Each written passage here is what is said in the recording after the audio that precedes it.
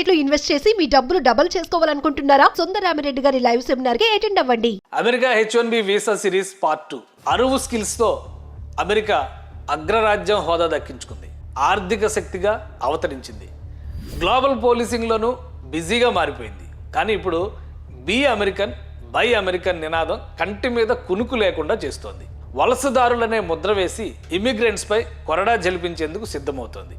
అంతా సవ్యంగా సాగుతున్న సమయంలో అమెరికా ఎందుకు H1B వీసాపై ఫోకస్ పెట్టింది? $1 బిలియన్ రేంజ్లో అమెరికన్ ఎకానమీకి కంట్రిబ్యూట్ చేస్తున్న వలసదారులపై ఎందుకు కఠినంగా వ్యవహరించాలనుకుంటుంది?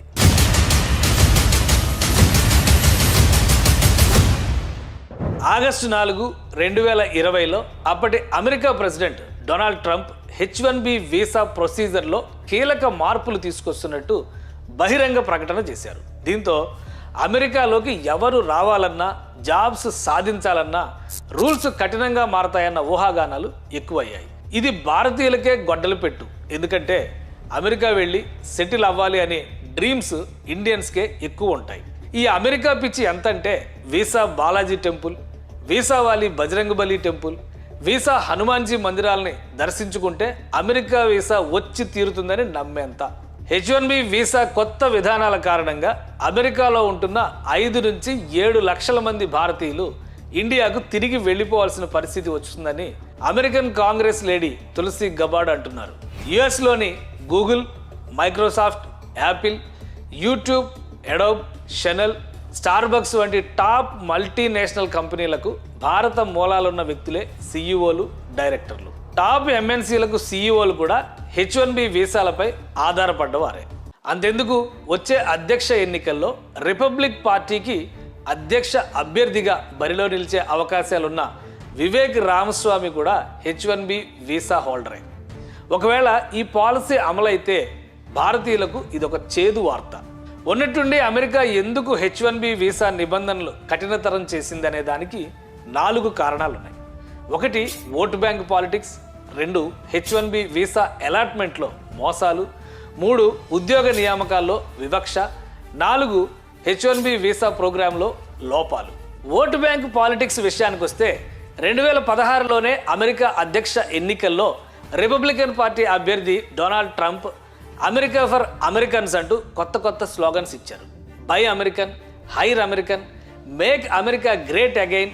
ఇప్పుడు మళ్ళీ ఫ్రెష్గా make America great and glorious again అంటూ స్లోగన్స్ ఇస్తున్నారు. ఈ అమెరికా ప్రాంతీయవాద నినాదాలు గతంలో ట్రంప్కి అధికార దండం అందించాయి.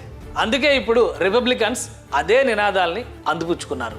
ట్రంప్ ఎన్నికల ప్రచారంలో యాంటీ ఇమ్మిగ్రేషన్ హామీలు హోరెత్తిపోతున్నాయి. వాస్తవానికి కరోనా వ్యాప్తి, ప్రజల సేఫ్టీని దృష్టిలో ఉంచుకొని 2020లోనే ట్రంప్ సర్కార్ H1B వీసాల్ని తాత్కాలికంగా నిలిపివేసింది.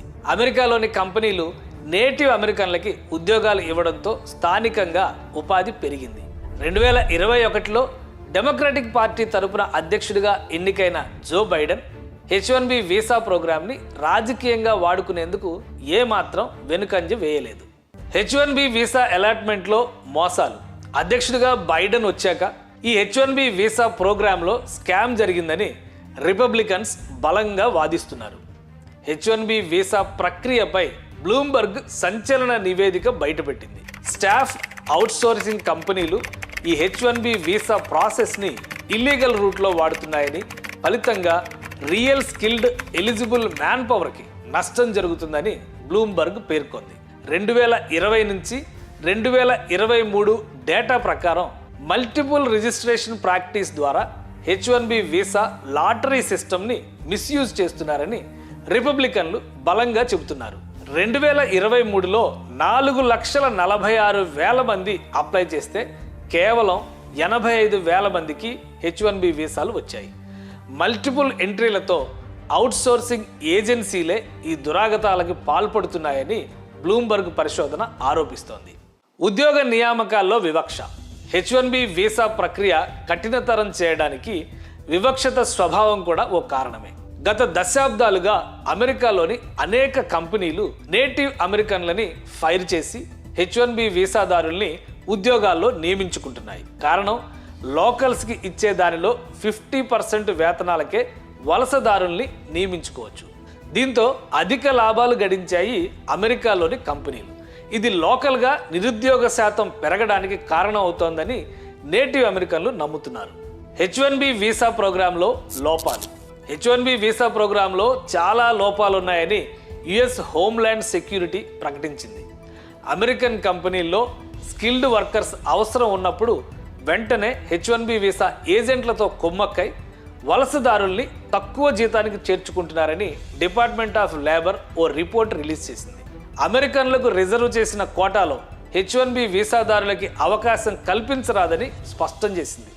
ఉద్యోగం ఇచ్చే కంపెనీపై ఎలాంటి తనిఖీలు లేకపోవడం కూడా H1B వీసా ప్రోగ్రాంలో సమస్యగా భావిస్తున్నారు. H1B వీసా ప్రవేశపెట్టినప్పటికీ ఇప్పటికీ పరిస్థితులు మారిపోయాయి.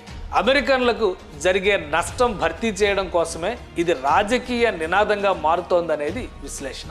కొత్తగా ప్రచారంలో విధానాలు లక్కి కాకుండా స్కిల్కి ప్రాధాన్యం ఇస్తాయని నేటివ్ అమెరికన్స్ వాదిస్తున్నారు. లాటరీ సిస్టమ్ని తీసేసి మెరిట్ బేస్ సిస్టమ్ని అమలు చేయాలనే వాదన బలంగా వినిపిస్తోంది. అసలు కొత్తగా అమలు చేయాలనుకుంటున్న నిబంధనలేంటి? ఈ నిబంధనల వల్ల భారతీయులు నష్టపోతారా? కొత్త రూల్స్ అమెరికన్ ఎకానమీ పైన ఎలాంటి ప్రభావాలు చూపనుంది? కొత్త నిబంధనలకి అమెరికన్ కంపెనీలు సహకరిస్తాయా? ఈ అంశాలపై నెక్స్ట్ వీడియోలో డిస్కస్ చేద్దాం.